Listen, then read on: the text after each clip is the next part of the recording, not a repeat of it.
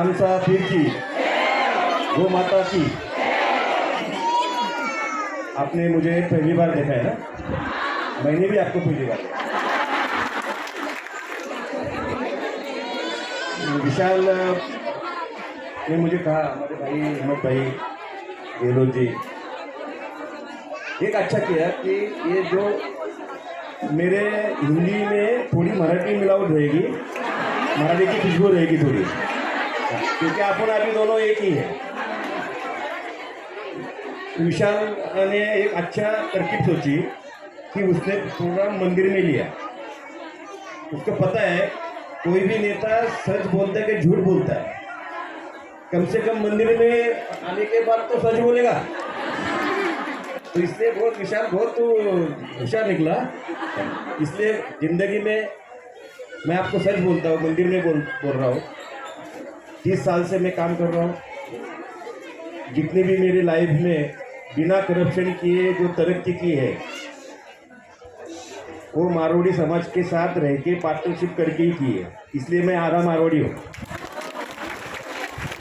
रावी शेठ सांगला जैन समाज के हैं, उनके साथ मैं लड़के जैसा ही हूँ। उनके साथ उन्होंने मुझे बिजनेस सिखाया और बोला, बेटा हम लोग राजस्थान से इधर आके अपने कष्ट से, मेहनत से, ईमानदारी से काम करके अपना स्थान जमाते हैं। तुम तो इधर के हो, तुमको कमाने नहीं आता।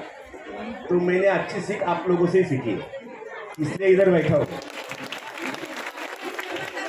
मैं यहाँ कौन सा ही प्रचार करने के लिए नहीं आया हूँ, क्योंकि आप लोग ये नहीं समझते कि आप हमेशा समझते कि हम राजस्थान के हैं, राजस्थान के है ना, लेकिन भारत में ही है ना।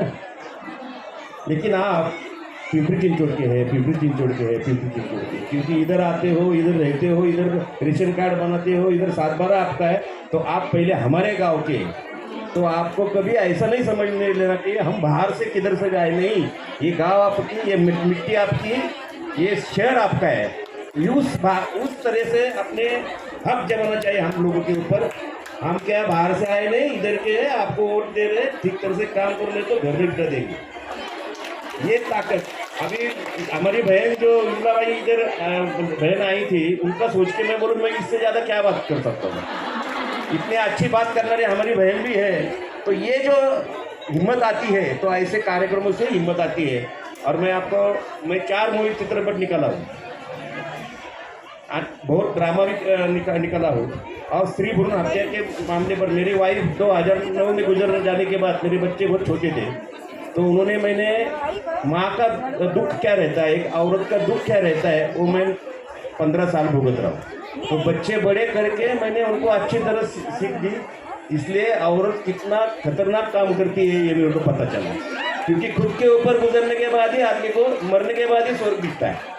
तो ये सब बातों से मैं जाके आया हूँ। इसलिए और ऐसा स्वागत किया मैंने, बचपन से आज तक मेरा ऐसा स्वागत किसने नहीं किया। तो कभी आप खुद को अकेला कभी नहीं समझने का। घर में भी झगड़ा हो तो हस्बैंड को बोलने का, हमारा भाई हमारे पीछे है। अब मेरे नाम में भाऊ है, तो अलग सा भाई बोलने की जरूरत नहीं, भाऊ ही है। तो फिक्र मत करो, घर में भी बोलो, देखो अभी हमारे पीछे कौन है। जाके झगड़ा मत करो। तो बहुत अच्छा हुआ, ऐसे ही मिलते जुलते रहेंगे।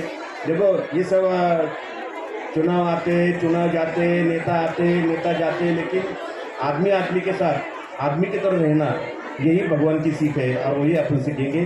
फिक्र मत कीजिए। विशाल ने जो बोला मेरे बारे में, वो मंदिर में बोलता हूँ, वो सब सच है। मैं 25 साल से कॉरपोरेशन में हूँ, और ये कॉरपोरेशन भारत में सबसे अमीर कॉरपोरेशन है। इसलिए एक बार नगर सेवक बन गया ना, 2 व्हीलर पे जाता है, नगर सेवक बनने के बाद 4 व्हीलर लेके आता है। तो ये उसमें ऐसा काम मैंने जिंदगी में नहीं किया। इसलिए मंदिर में आपके सामने, हमारे माता बहने के सामने आत्मविश्वास से बात कर रहा हूँ। यही आपको मैं बोलता हूँ कि अपनी सेहत संभालिए।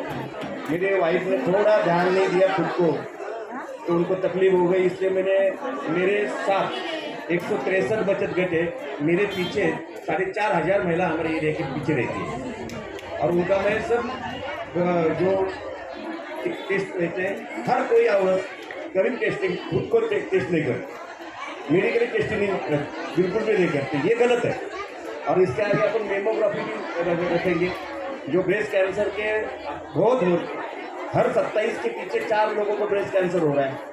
वो क्यों हो रहा है कि अपन ध्यान नहीं देते। या आपको क्यों बोल रहा हूँ, मैं उसमें गुजर चुका हूँ। तो आपको खुद के ऊपर पहले ध्यान दीजिए, फिर हस्बैंड, फिर बच्चे, लेकिन पहले खुद को संभालिए। यही आपको दुआ करता हूँ। आपने मुझे स्वागत किया, धन्यवाद।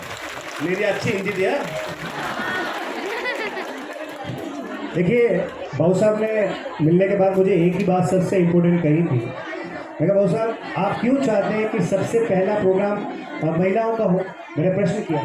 सो कोई भी नेता आता सबसे पहले कार्यकर्ताओं का प्रोग्राम लेता है, पुरुषों का प्रोग्राम लेता है, महिलाओं का क्यों? भैया देख, मैं 25-30 साल से राजनीति में हूँ, ये हूँ, ठीक है, लेकिन भाऊ साहब ने अभी कहा कि इनकी धर्मपत्नी ने पूरे सफर में बीच में इनका साथ छोड़ दिया। वो दर्द इनको पता है।